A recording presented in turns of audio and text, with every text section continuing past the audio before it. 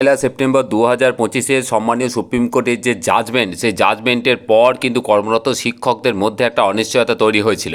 তো আজকে সেই অনিশ্চয়তা কাটানোর কিছু খবর আমি আপনাদের সামনে পরিবেশন করব। আপনারা হয়তো অনেকেই এই মুহূর্তে জেনে গেছেন, কিন্তু আমি আপনাদের সাথে কিছু নতুন কিছু তথ্য শেয়ার করতে চলেছি।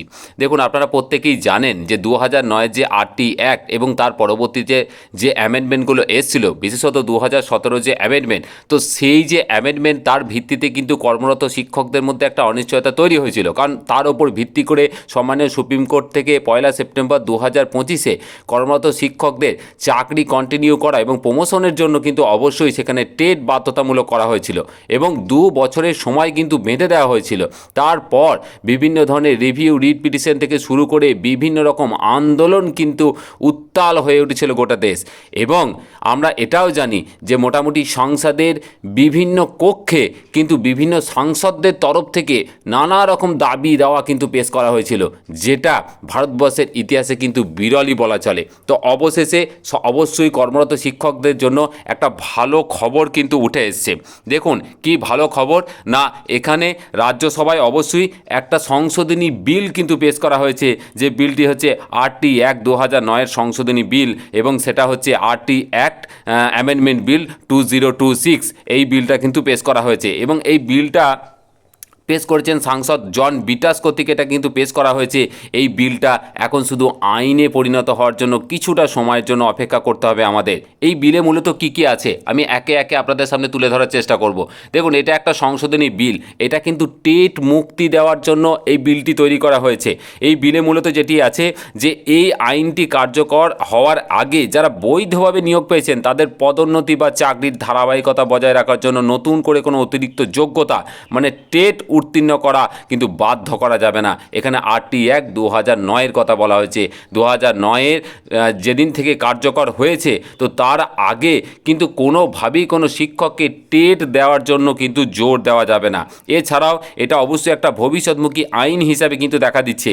এই যে বিল, যে সংশোধনী বিল, এই সংশোধনী বিলের 23-এর 5 নম্বর ধারায় কিন্তু পরিষ্কার লেখা আছে টেট বা অন্য কোনো শিক্ষাগত যোগ্যতা শুধুমাত্র নতুন নিয়োগের ক্ষেত্রে কিন্তু প্রযোজ্য হবে। পুরনো শিক্ষকদের ওপর এটি ব্যাক ডেট দিয়ে কোনোভাবেই কিন্তু চাপানো যাবে না।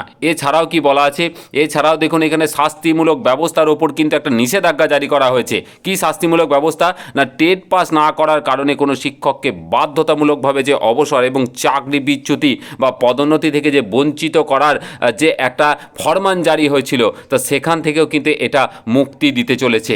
এর পাশাপাশি কি আছে না, এর পাশাপাশি অবশ্যই এখানে উল্লেখ আছে যে চাকরির শর্তাবলী সংক্রান্ত যে সুরক্ষা, 23-এর যে উপধারা যেটা আছে, এখানে কি বলেছে না, পূর্ণ শিক্ষকদের বেতন এবং যে সিনিয়রিটি এবং পেনশনের মতো বিষয়গুলি কোনো নতুন নিয়মের কারণে কিন্তু অবশ্যই ক্ষুণ্ণ করা যাবে না। এটা কিন্তু এখানে পরিষ্কারভাবে উল্লেখ করা হয়েছে এবং এটি যে কোনো আইনের ওপর কিন্তু এটা প্রাধান্য পাবে। তা আমরা জানতাম যে সম্মানীয় সুপ্রিম কোর্টের জাজমেন্ট পর কিন্তু একটা মাত্র রাস্তা কিন্তু খোলা ছিল, সেটা হচ্ছে কেন্দ্রীয় সরকারের তরফ থেকে যদি কোনো অর্ডিন্যান্স জারি করা হয়। দেখুন, তারই পাশাপাশি কিন্তু এখানে একটা জিনিস উল্লেখ করা আছে কি না, দক্ষতা বৃদ্ধি করার জন্য অবশ্য কিন্তু কিছু করা যেতে পারে। এক্ষেত্রে বিশেষভাবে উল্লেখ করা হয়েছে, আমি আপনাদের সামনে সেটা তুলে ধরছি। দেখুন, দক্ষতা বৃদ্ধির জন্য কি বলেছে না, সরকার শিক্ষকদের দক্ষতা বৃদ্ধির জন্য বা মান উন্নয়নের জন্য ট্রেনিংয়ের ব্যবস্থা অবশ্যই করতে পারে, কিন্তু সেই ট্রেনিং বা যোগ্যতাকে কোনোভাবেই চাকরির নিরাপত্তা হিসাবে কিন্তু সেটাকে ধরলে হবে না।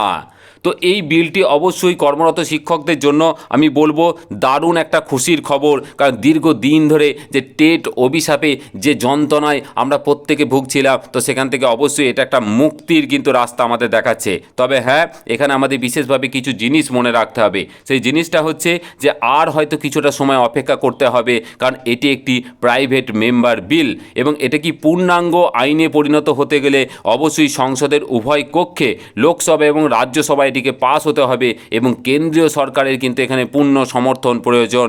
তাই প্রত্যেকের কাছে অনুরোধ, লড়াই কিন্তু এখনও শেষ হয়নি। প্রত্যেকে লড়াই চালিয়ে যান, সমবেতভাবে একসাথে লড়াই করুন।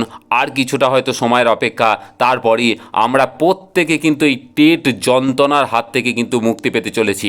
তা এই ছিল আপাতত এই টেট সংক্রান্ত বিষয়ের লেটেস্ট আপডেট। ফার্দার আরও ডিটেলসের আপডেট আমি আপনাদের সামনে তুলে ধরবো। খুব ভালো থাকবেন, ধন্যবাদ।